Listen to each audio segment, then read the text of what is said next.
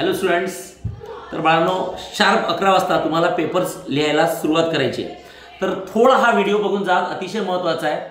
3 तासात कुठल्या टाइमला कुठला सेक्शन्स कंप्लीट व्हायला पाहिजे त्याचं मी जनरल नॉलेज देतो तुम्हाला.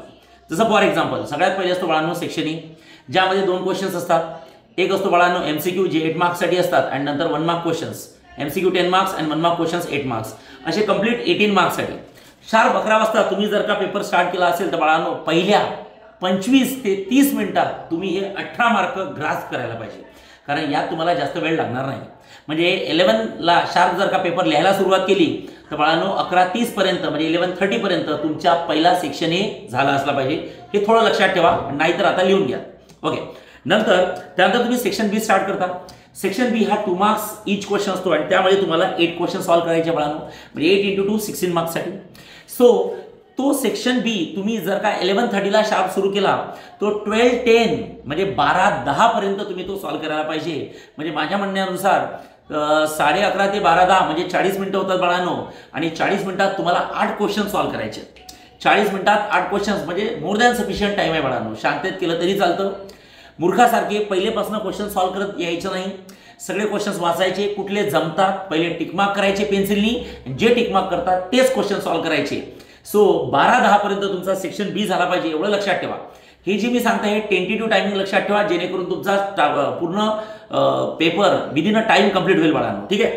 त्यानंतर सपोज फॉर एक्झाम्पल 12:10ला तुमचा सेक्शन बी कंप्लीट झाला, त्यानंतर 12:10ला तुम्ही सेक्शन सी स्टार्ट करणार. सेक्शन सी मध्ये 3 मार्क क्वेश्चन्स असतात बाळांनो, ज्यात तुम्हाला 8 questions that you have to solve. So what I will do here, 3 marks क्वेश्चनला थोडं डिटेल आन्सर लिहावं लागतं. तर मी म्हणताय ते 8 क्वेश्चन तुम्ही 1 तास जरी लावला तरी चालतं. म्हणजे 60 मिनिट्समध्ये तुम्हाला ते 60 मिनिट्समध्ये 8 क्वेश्चन सॉल्व्ह करायचे आहे फॉर सेक्शन सी. ओके, म्हणजे 12:10ला तुमचा सेक्शन बी जर संपला तर तिथून 1 तास म्हणजे 1:10 वाजेपर्यंत 1:10 पर्यंत तुमचा सेक्शन सी संपेल. आणि सेक्शन सी संपल्यानंतर मग सगळ्यात शेवटी असतो सेक्शन डी, ज्या सेक्शन डी मध्ये only 3 question that you have to solve for 4 marks and we will take for 35 minutes, 35 to 40 minutes. Okay, म्हणजे जर सपोज 1:10ला शार्प तुम्ही बाळांनो सेक्शन सी संपवला तर 1:45 किंवा 1:50 पर्यंत, 1:50 असू द्या किंवा 1:55 असू द्या पर्यंत तुमचा सेक्शन डी संपतो बाळांनो. आणि सेक्शन डी संपवून नंतर तुमच्याकडे अजून काही कॉलेजेसमध्ये 2:10 पर्यंत पेपर घेत नाही, तर तुमचे 10-15 मिनिटं राहतात.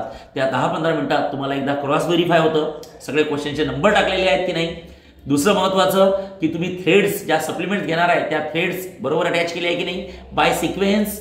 आणि नंतर महत्त्वाचं तुमची जी फ्रंट आन्सर शीट असते त्या फ्रंट आन्सर शीटवर नंबर ऑफ सप्लिमेंट जेवढ्या तुम्ही घेतल्या तेवढ्या प्रॉपर लिहिल्या आहेत की नाही. आणि सगळ्यात महत्त्वाचं क्वेश्चन नंबर्स टाकले आहेत की नाही. हे सगळं करायला तुम्हाला शेवटचे 15 मिनिटात राहतात बाळांनो. So what I will do here, थोडाफार टायमिंग फॉलो करा. थोडा पेपर इकडे तिकडे असेल, थोडाफार इझी अवघड असेल बाळांनो, लिहायला डिस्क्रिप्टिव्ह पेपर असेल 5-10 मिनिटं बफर टाईम पुढे मागे होऊ शकतो, पण मी टायमिंग सांगितलेला फॉलो करा. कधीही तुमचा कुणाचाही असा प्रॉब्लेम येणार नाही की ज्याचा पेपर सुटलाय काय. पुन्हा एकदा सांगतो, 11 वाजता पेपर स्टार्ट झाला, 11:30 वाजेपर्यंत सेक्शन ए फटाफट लिहून घ्या आणि हे लक्षात ठेवा. त्यानंतर 12:30 11:30ला सेक्शन ए सुरू झाला तर 12:10 म्हणजे पुढचे 40 मिनिटापर्यंत सेक्शन बी. नंतर 12:10 ते 1:10 1 तास पूर्ण सेक्शन सी. आणि 1:10 ते बाळांनो 1:40 किंवा 1:45 किंवा 1:45 1:50 1:50 मिनिटापर्यंत तुमचा सेक्शन डी. आणि एवढं केल्यानंतर तुम्हाला 10-15 मिनिटं उरतात, त्यात तुम्ही बाकीच्या ह्या सांगितलेल्या गोष्टी बरोबर करू शकतात. सो प्लीज हा टाइम टेबल फॉलो करा. स्पीड स्टार्टिंगपासून मेंटेन करा. उद्या मला कुणाचंही असं ऐकायचं नाही आहे की सर पेपर खूप इझी होता, सगळं लिहायचं होतं पण आम्हाला टाइमच मिळाला नाही आहे. ठीक आहे. सो हा व्हिडिओ आवर्जून बघा बाळांनो आणि जास्तीत जास्त मित्रांपर्यंत शेअर करा.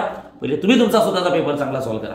All the very best. Paper खूप छान जाईल आणि पेपर झाल्यावर मला कॉल करा. ठीक आहे. आणि बरोबर 2:30 ते 3 वाजता आपण या पेपरचं सोल्युशन घेणार आहे बाळांनो. सो त्याचं मी DC जनता YouTube चॅनलला याचं सोल्युशन घेणार आहे.